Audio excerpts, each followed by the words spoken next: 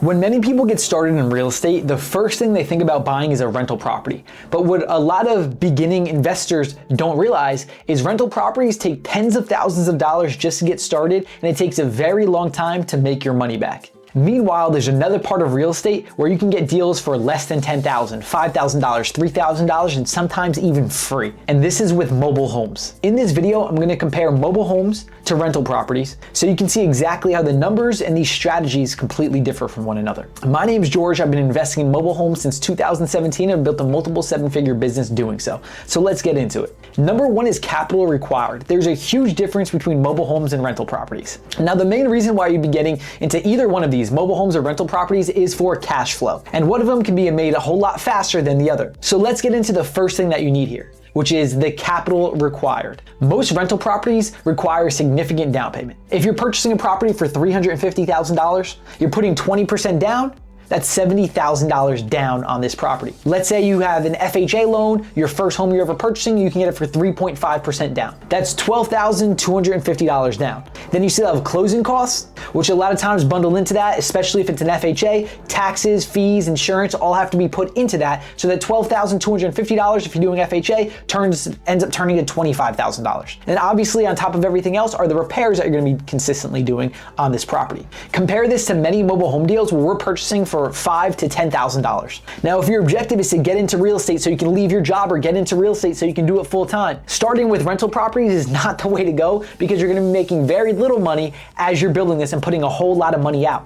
Versus mobile homes where you're putting little out and you're making a lot more back, and we do these deals quick, and I'll get into that. But for mobile homes, the barrier to entry is much lower. And as a side note, there are no closing costs with mobile home besides maybe $50 because mobile homes inside of mobile home parks are considered personal property, so it's simply just a title swap like you would do with a car. Now let's get into cash flow potential, which is a big reason why a lot of investors look into rental properties to get started. Obviously appreciation and different things of that sort, but first and foremost, if you're new to it, you're looking at the cash flow. With traditional rental properties, a lot of times the monthly cash flow is a few $100s, and you're still paying off the mortgage. So you can put more money towards the mortgage payment, or you're keeping a few $100s every single month, which you're gonna be putting in a reserve for any of the repairs that are needed to be made. So essentially, you're not really making monthly income on this rental property. The monthly income is going back towards the home.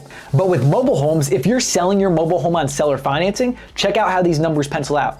You purchase a mobile home for $5,000. You put $6,000 into it, let's say. You're $11,000 all in. You sell this mobile home for $50,000. And yes, we have deals just like this, as you can see on screen. Here's a deal similar to that. You sell this mobile home for $50,000. You collect $12,000 down. So now you're in the green $1,000. Unlike a rental property, it costs you $400,000, typical real estate, or $350,000. You're not in the green for a very long time on those payments. But with a mobile home, you collect $12,000 in the buyer's down payment. Then they're making payments of, let's say, $600 per month for the next X amount of years until the home's paid off.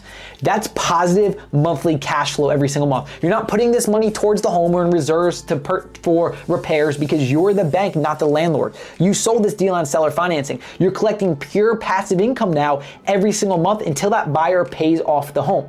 With a rental property, you're not collecting passive income, it's residual income, but you have to answer calls, make repairs, and put this money towards the repairs and towards the end purchase price of the home, towards the mortgage. So with mobile homes, you're getting strong cash flow, positive passive income cash flow from the very beginning. Do you see the difference here?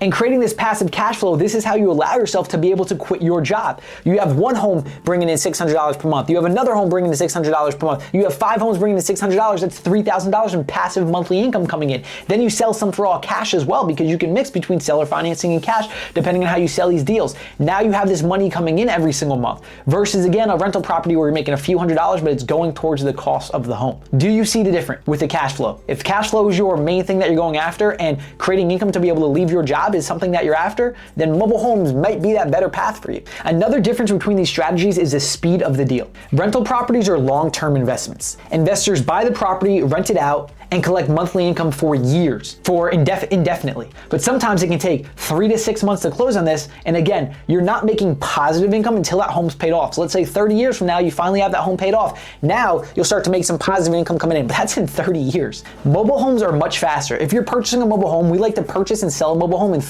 within maximum 90 days if you're new to it. 30 to 90 days, you purchase, sell the mobile home. You're either selling on seller financing to collect that monthly income so we can compare it to the rentals, or you're selling it for all cash. Now you have this cash coming in quick. 30 to 90 days, again, considered personal property. You're not going through all the issues and complications and headaches that you do with typical real estate. And other people, lawyers, attorneys, realtors dragging their feet in this process. And this faster cycle allows investors to complete multiple deals per year, multiple deals per month. So you're constantly moving money versus having money sit still somewhere. Competition is another major difference. If you're looking for typical real estate, you're competing with everyone. You're competing with realtors, wholesalers, sub-2, Airbnb, every single person who's looking for property, you're competing with them.